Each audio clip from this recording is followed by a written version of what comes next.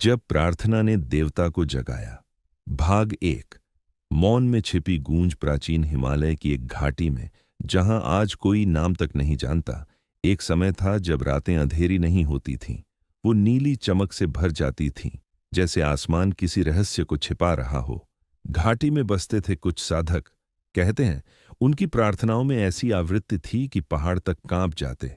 पर एक दिन प्रार्थनाएं अचानक रुक गईं, क्योंकि उन्हें महसूस हुआ कोई प्रार्थना सुन रहा है। भाग 2। देवता नहीं, एक संकेत। रात के तीसरे पहर, जब चांद बादलों में खो गया था, आकाश में एक सीधी रेखा चमकी, जैसे किसी ने अंधकार पर उंगली फेर दी हो। साधकों ने सोचा ये देवता है, पर वास्तविकता कहीं अधिक विचित्र थी। वो कोई देवता नहीं थे, बल्कि एक जागृत चेतना, जिसे ब्रह्मांड ने भेजा था, क्योंकि मनुष्यों की प्रार्थनाएं पहली बार इतनी सटीक आवृत्ति से गूंजी थीं कि वे दूर तक पहुंच गईं। चेतना बोली नहीं, बल्कि उनके भीतर कंपन की तरह उतर गई। हर साधक एक ही दृश्य देखने लगा।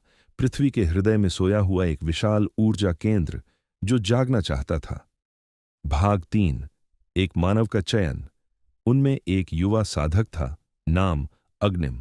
चेतना ने उसे चुना, क्योंकि उसके भीतर भय कम था और प्रश्न ज्यादा। उसे बताया गया, यदि पृथ्वी के हृदय को जगाया नहीं गया, तो आने वाली सभ्यताएं अंधेरे में खो जाएंगी।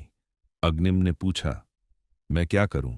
चेतना ने कहा, मनुष्य का हृदय ही पृथ्वी का स्विच है।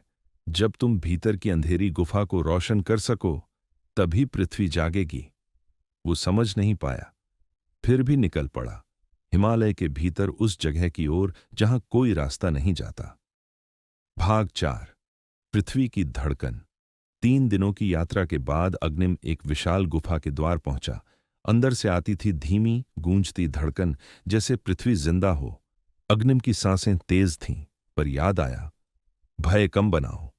उसने आंखें बंद कर प्रार्थना की। उसका दिल धड़कने लगा, धीरे, फिर तेज, फिर इतना सटीक कि उसकी धड़कन और पृथ्वी की धड़कन एक हो गई। और अचानक गुफा उजाले से भर गई।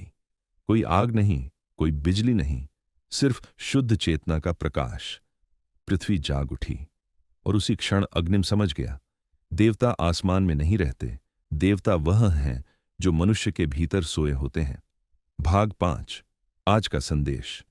कहानी खत्म नहीं हुई, ये सिर्फ शुरुआत है, क्योंकि ब्रह्मांड हर दिन किसी ऐसे मनुष्य की तलाश में है, जो भय से ऊपर उठ सके, जो प्रश्न पूछ सके, जो भीतर की अंधेरी गुफा में खुद का प्रकाश जला सके।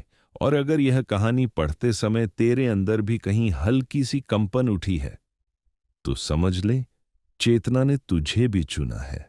If you felt something, if your heart echoed even once, तो लाइक करो, कमेंट करो, मैं तैयार हूं, और सब्सक्राइब, क्योंकि अगली कहानी में हम इस चेतना की असली पहचान खोलने वाले हैं।